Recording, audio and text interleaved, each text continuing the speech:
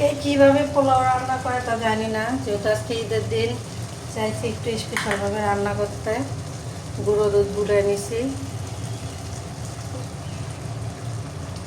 3 চামচ, হয়ে গেছে গুঁড়ো দুধ, ঠিক মতো গলে নাই। আমি একটু পোলাওটা এইভাবে রান্না করা পছন্দ করি।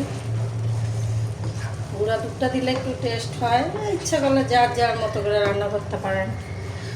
তারপর করতে হবে বাদাম, কিশমিশ, কাজু বাদাম, পেস্তা বাদাম সব একসাথে, কাজু বাদাম আর ওই যে কাঠবাদাম একসাথে সব একটু ঘিতে ভাজা নিছি।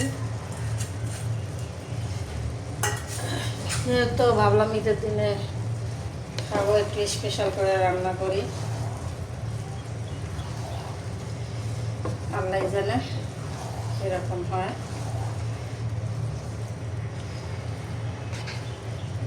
স্পেশাল দিনে একটু স্পেশালভাবে চেষ্টা করলাম।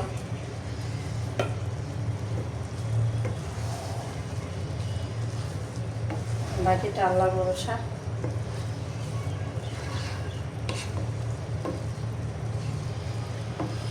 কে কীভাবে রান্না করে জানি না, আমি এভাবেই সবসময় রান্না করাটা একটু পছন্দ করি আর কি। পোলাও আমার কাছে এভাবে একটু ভালো লাগে, বলতে পারি না। একটু ঘি দিয়ে, কারণ তেলটা কম দিছি আমি, আবার পোলাওর মধ্যে একটু তেল কম খাই।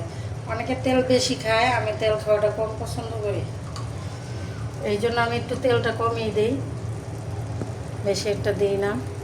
লোক ফাইনাল হয়ে গেছে। ওকে, ঠিক পড়ার সময় পানা, তাড়াহুড়োর সময় তাড়াহুড়োর কাজ। ওকে বাই, আল্লাহ হাফেজ, সবাইকে ঈদ মোবারক।